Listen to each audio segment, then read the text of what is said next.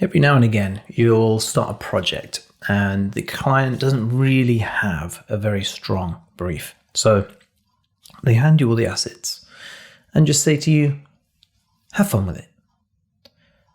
But can you actually have fun with it? And how do we have fun with it? That is what we're going to be talking about today. Talking about how annoying it is, but also actually how freeing it is and how you can overcome some of those blocks. All right, let's get to it.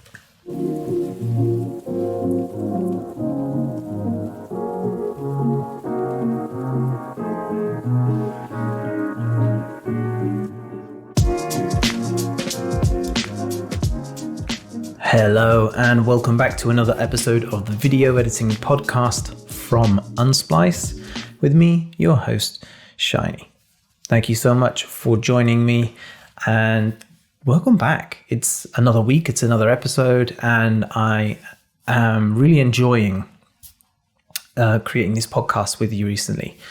And part of the reason you may have seen some, or heard, I should say, some kind of changes in the last couple of episodes, really just about some of the things that I am talking about, some of the things I'm sharing, some of the lessons I'm sharing with you. And I'm kind of going through this process at the moment with Unsplice to try and really get to the bottom of the purpose, my purpose with Unsplice, the purpose of Unsplice itself, and how really I can use this incredible vehicle for the better. And so you'll hear me talk about some of these motifs and beliefs as we go through.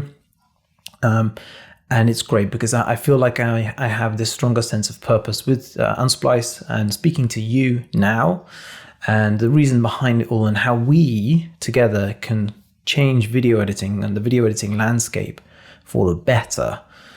So thank you for joining me on this journey. And we are just over a year now.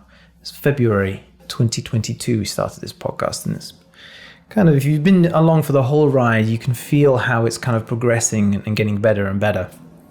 And I feel it myself, and I'm working to kind of create this a better experience for you and for me. So without going on too much about that, I just wanted to sort of take you along on this journey of Unsplice growing and blossoming and becoming this incredible, invaluable asset to our community.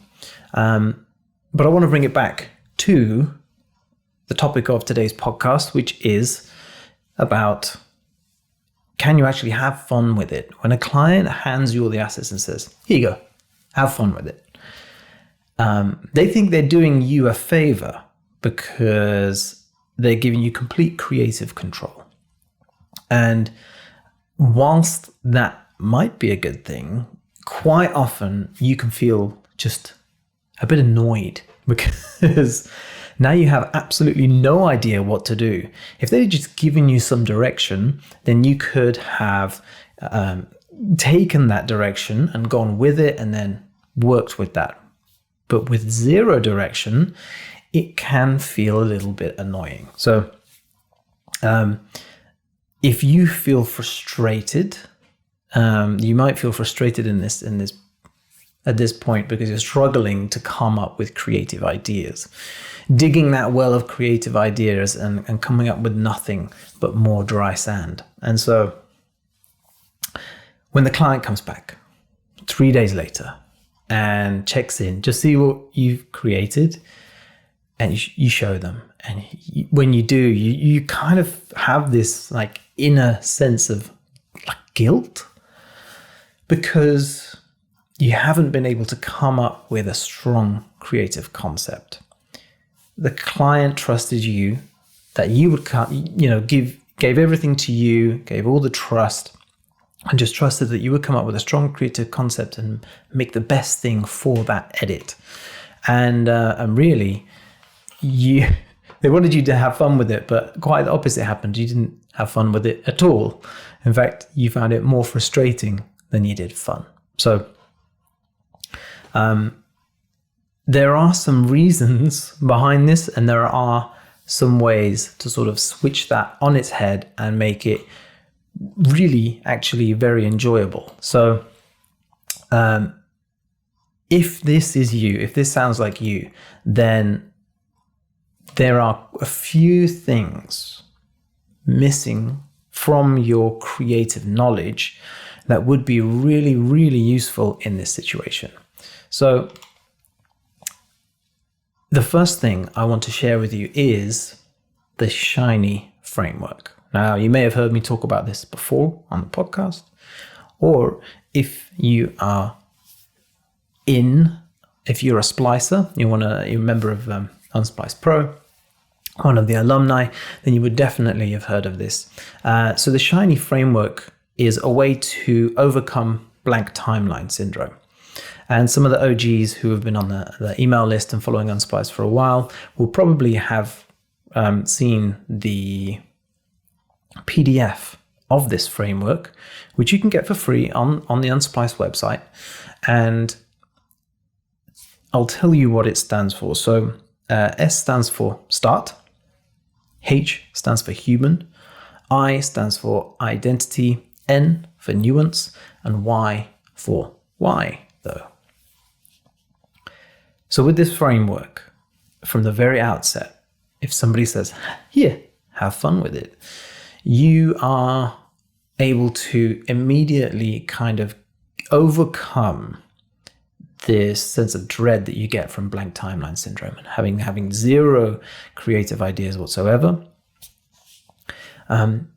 You can start to break it down and think about what would be best for this edit. So let's start with start. So S obviously stands for start. How do you think it's best to start this film? There's going to be some variables which we're going to break down in the rest of the Shiny framework. There are going to be some variables that will help influence your choices when it comes to this. And after the Shiny framework, I've got loads of different cues to share with you to help you have fun with it, so to speak. And so how are you going to start the film? Should it be a fast pace? Should we drop in with a cold open, or should it be a long, strung out, slower start? That really all depends on the H, the human. So who is the human on the other end watching the film? And how are they watching it? Are they watching it on their phone? Are they watching it on a TV? Are they watching it on YouTube, on Instagram? All of these platforms have different ways of communicating with their audience. And so if you are trying to create something for social media, then having a long, slow, drawn-out introduction process isn't really going to work, because people will just switch and move on to the next video. So that gives you a good idea of how to start. And another thing to think about is if the human on the other end is a cold audience, a warm audience, or a hot audience. A cold audience doesn't know anything about what the video is about, basically. The issue or the brand that you are communicating. That's a cold audience, and they will need wowing from the beginning. A warm audience is familiar and maybe understands some of the branding cues depending on the video you're creating, and so they'll be more forgiving. And a hot audience, if it's going on a fan page or something like this, they will love anything that you put down, and they'll be more forgiving a slower opening. So those are all things to think about. Now, I of the Shiny framework stands for identity, and that can be broken down into the visuals and the audio, so the music and the sound effects. What is the identity, and how does that match with the human watching it? So certain humans will have certain tastes, whether that's a fast-paced edit, or a certain taste in music, or a certain taste in graphical style, All of these things create the identity of the film, how it feels, how it looks and how it feels. That's the identity of a film. And so once you understand the human, you can think about the identities and what would be most suitable for the film you're creating. And N of the Shiny framework stands for nuance. So that encourages you to think about less. Don't rely on effects and heavy transitions and things like this to keep the viewer's attention, because it's a vanity metric. It's not going to keep the audience engaged. It's a flash in the pan and it's gone. And you can't rely on that as a stylistic choice. If a client hands you something and says, have fun with it, if you just hand them something which is, 30 seconds or 60 seconds of non-stop transitions and effects, it'll probably be a bit dizzying, to be honest. And it's not going to hold an audience, and nobody is going to remember it. Once it's finished, nobody's going to remember that. That's going to just move on to the next one and done. So N stands for practicing nuance. And Y of the Shiny framework stands for why, though. Why are you making this film? What's its purpose? When the viewer has finished watching, how should they feel? What should they take away? Should they do something at the end? Once you have all of these things in place, then you have a good understanding of what the best way to make that video is. And now you have a boundary of which within to create a boundary of creativity. Because when the client says to you, have fun with it, then you feel overwhelmed because you have the abundance of everything. You can do absolutely everything. And that is overwhelming. Well, by using the Shiny framework, you can now create a box, a frame, using the framework in which to operate your creativity. So think about that and use the Shiny framework to help cure that sense of overwhelm.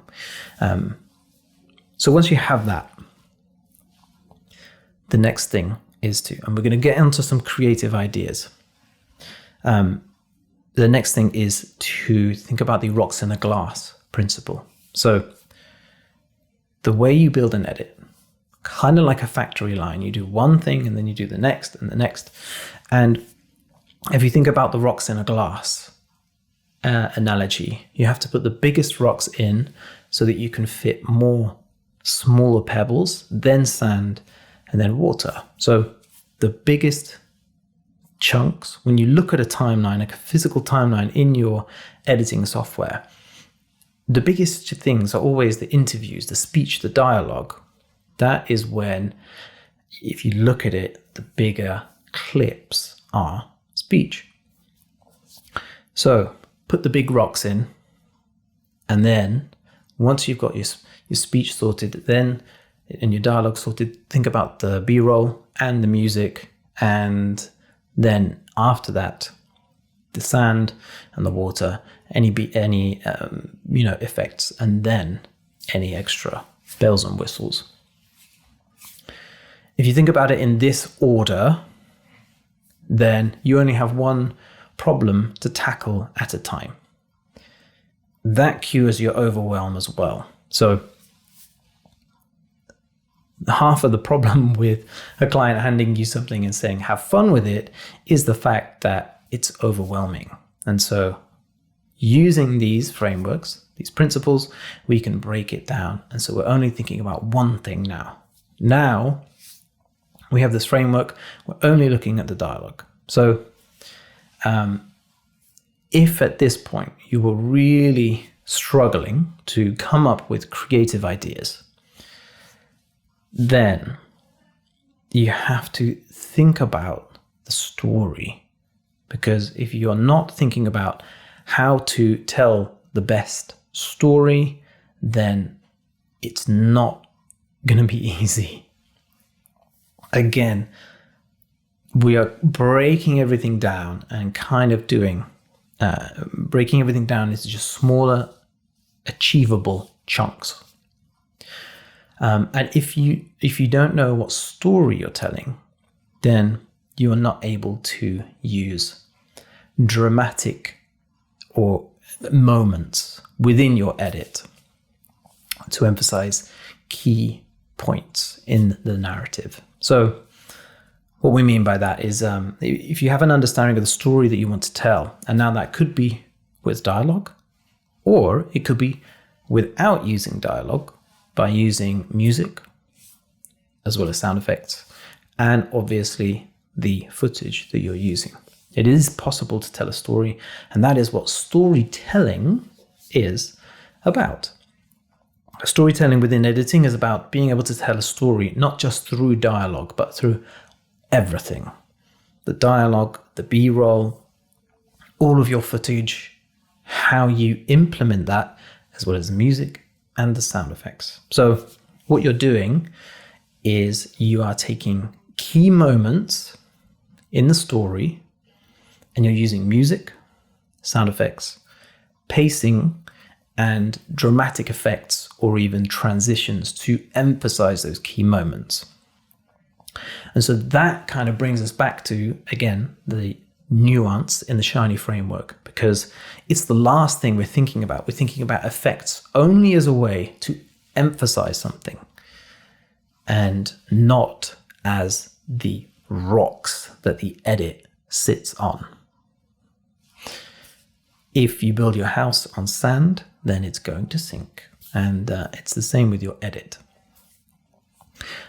Considering that effects are used in the sand part of the rocks in a glass framework, then if you build a edit on effects, you're essentially building it on sand. So it's going to sink and it's not going to land with the client. So if you feel like where you are struggling with this principle, this idea that having fun with it, or the client giving you completely open creativity, then if this is you and you struggle with it, then you don't have the ability. You lack the ability to choose the types of cuts that are specifically for each moment in the film. Let me rephrase that. So you don't have a holistic understanding of what each cut is. So if I asked you to write down what each edit is, a match cut, for example, what are the other ones? And what power does each of those have on your edit? And when should you use one? Are you able to verbalize that? And are you able to use those in your edit to emphasize the story? Because again, we're coming back to the story, and the story is the heart of your edit, no matter what you're making. So how can you use the cuts, the different types of cuts, to emphasize that?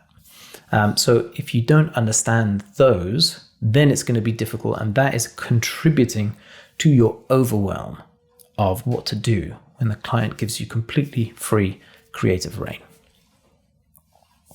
And really, that is the majority of editors. So if this is you, don't feel like,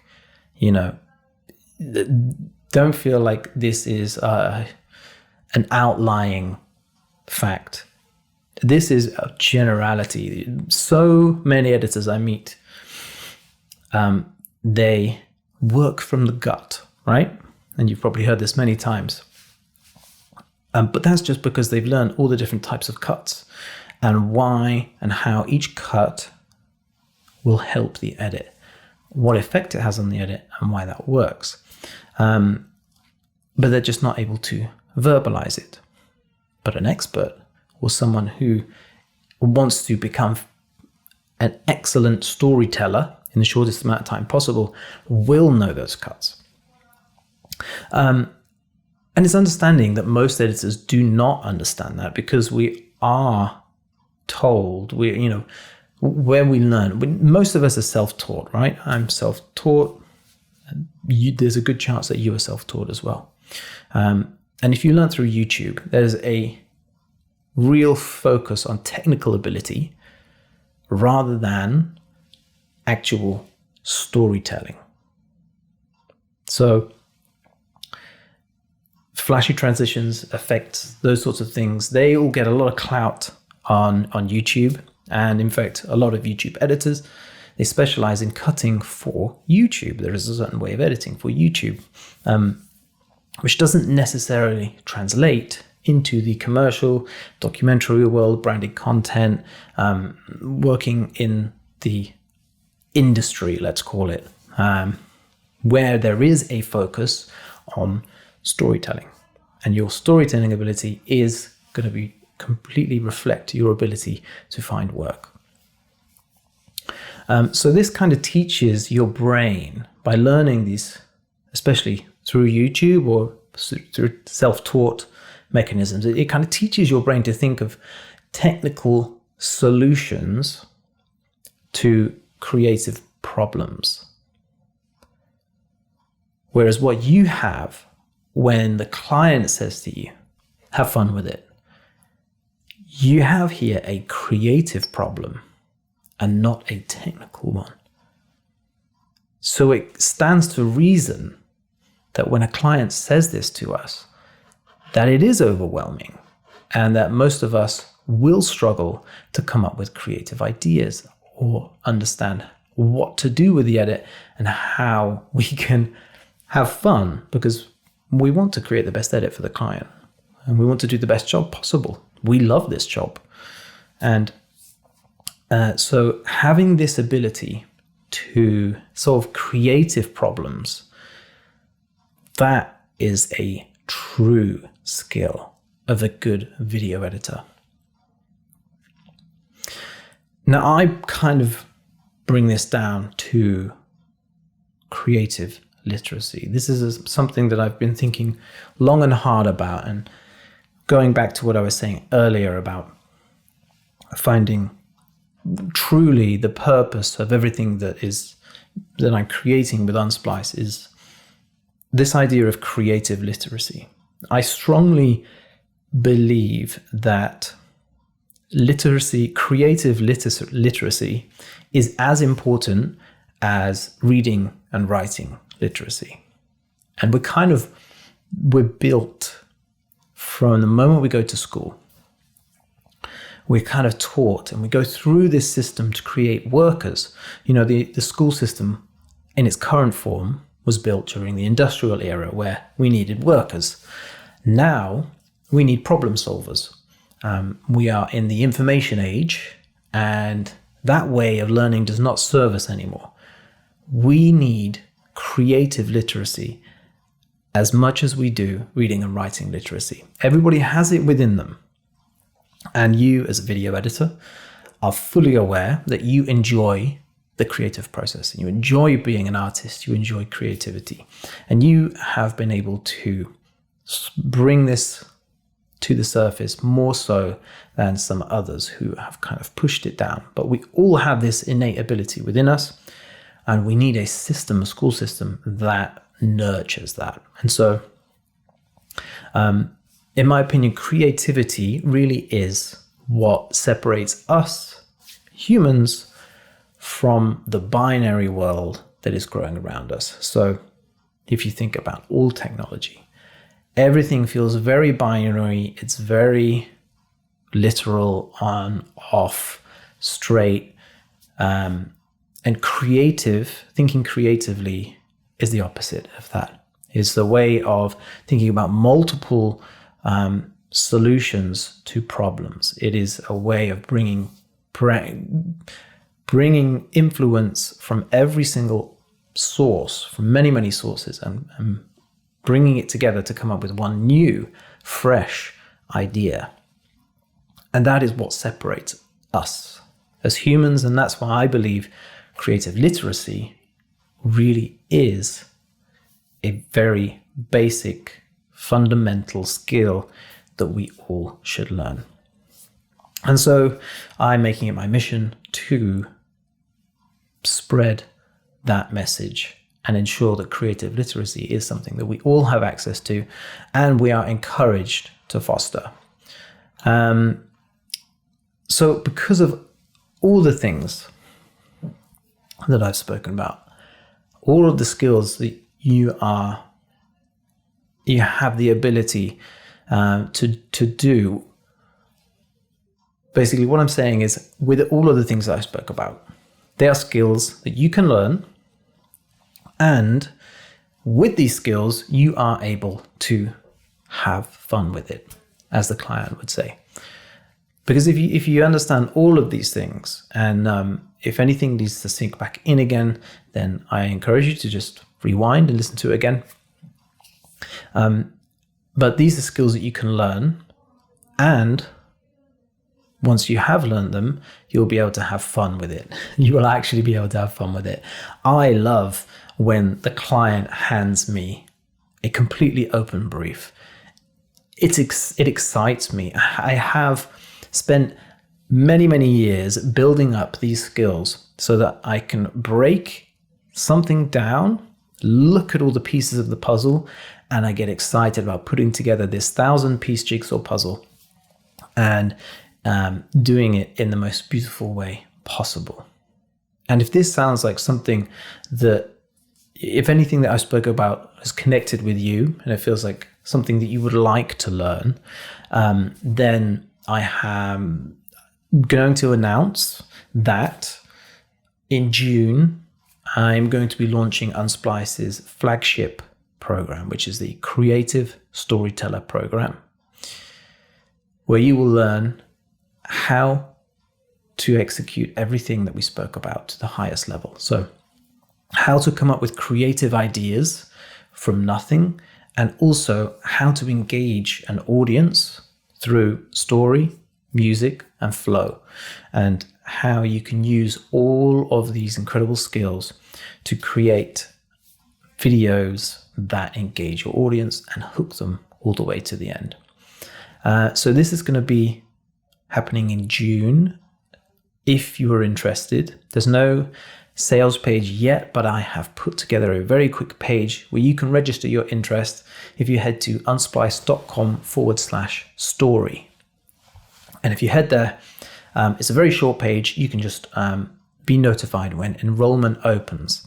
Like I said, in June, that's going to happen. But really, I just wanted to drop that in quickly. That wasn't the purpose of today's episode, but I did want to just let you guys know, because it's something I've been working on in the background, and I'm super excited about it. It's going to be game changing. And I just wanted to share all these principles of how to overcome this sort of creative block when a client says, have fun with it.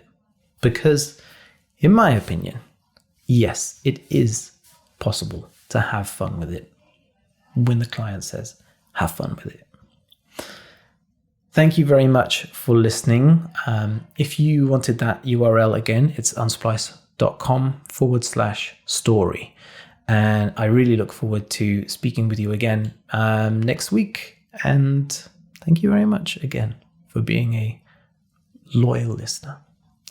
Don't forget to rate and review the podcast as well, because that really helps us get discovered. Thank you very much.